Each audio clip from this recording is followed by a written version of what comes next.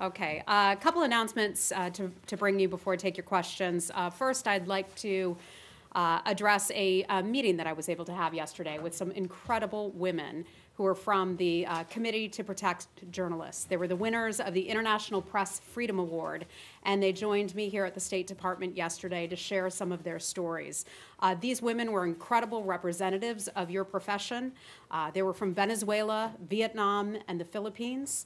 I spoke with them about some of their experience that they have faced and also that their family members have faced as a result of their chosen professions. They shared with me their stories of harassment, the threats that they have received, the intimidation, the detention, and their kidnapping, all faced and that they suffered just simply for doing their jobs. For many of these journalists, this kind of treatment is ongoing. One of the awardees was named Maria Reza. She's from the Philippines. She was unable to travel to the United States because of legal challenges to her website by the government. We also discussed the threats to journalists and human rights defenders in other countries, including Tanzania and also Egypt. As I've said from this podium many times before, my colleagues and I at the State Department believe very deeply in the right to a free press that is essential to transparency and also accountability. I appreciate working with you most days. No, each and every day. It is a real honor, and I think you know I mean that very sincerely. Thanks, Heather. Before we get into the news of the day, I want to ask you a question about your first topper there in terms of the journalists who are here with the Committee to Protect Journalists. You're right. We did get a chance to talk with some of them, and as did you.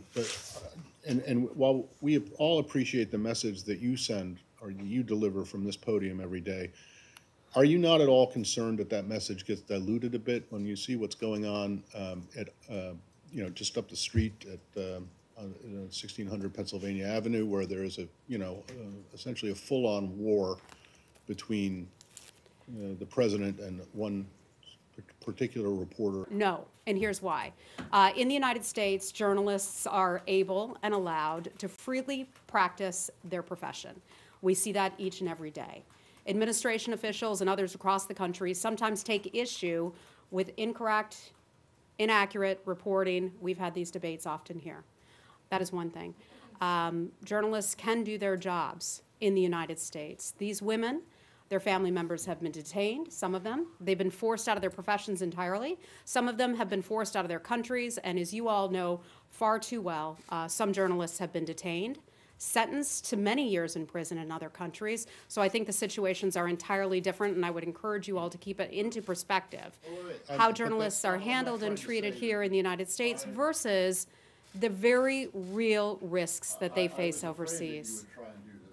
To change that. I am not suggesting in any way that the threats and the prosecution that these people who you hosted, who you met with, is similar to what, or is it in any way like what is those of us in this room deal with. I am not trying to compare their situation to our situation. I have seen how when we speak about the cases of some of these journalists, how much it has helped them, in their home countries. Sometimes we don't speak about their cases when we think that speaking about their cases could hurt their cases. But I have seen firsthand how speaking to the realities that they face in their given countries has assisted them, has encouraged governments across the world to treat journalists better, to stop doing things like taxing them out of business, stop detaining them, and things of that nature. So what we do here at the State Department in speaking out in support of freedom of speech has helped people, and I continue to believe that that does help people. Right. Okay? So once again, I want to ask you about the sanctions that were imposed. Okay. Just a really quick on this issue. Okay. I mean, because true, if you all would true. like to make this all about you and not talk about other things today, we can do that. We cannot compare how journalists conduct themselves in this country to other countries, but certainly you must agree that many of your close allies, very close allies, mistreat journalists, put them in prison, persecute them, and so on. And you seem to maybe issue a statement. I mean, I don't want to name countries, but you probably know what I'm talking about. You seem to issue a statement and stops there.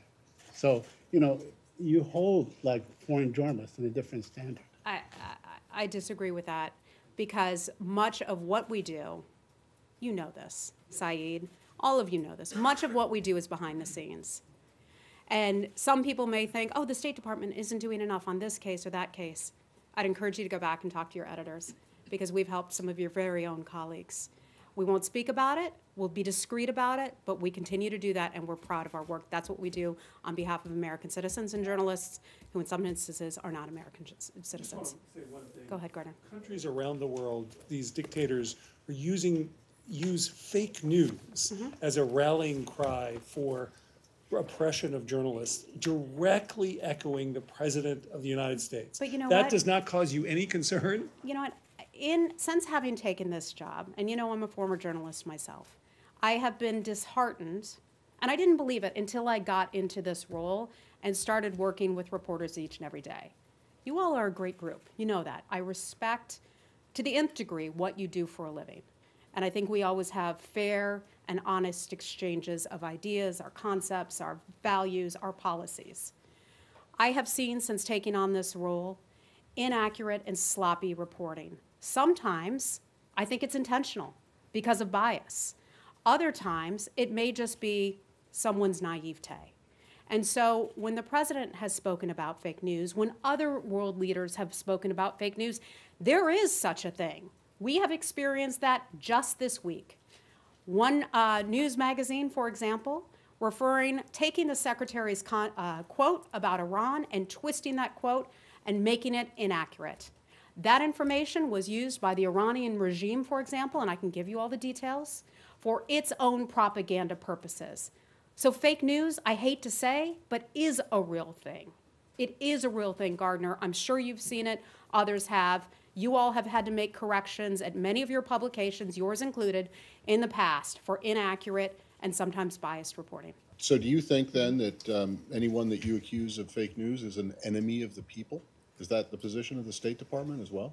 Matt, I don't think that news reporters are the enemy of the people. What I do think, hold on, what I do think is very dangerous is when the news is dishonest. When you report, not you, but when journalists report false information, and I've seen it come from the highest levels of news organizations where I've had to pick up the phone and call the president of unnamed news organizations who have been unwilling to change their headlines or to change their stories despite facts to the contrary. That has to stop. And when I spoke to these women yesterday to hear their stories about what they do each and every day, they are the best of what journalists should all aspire to do.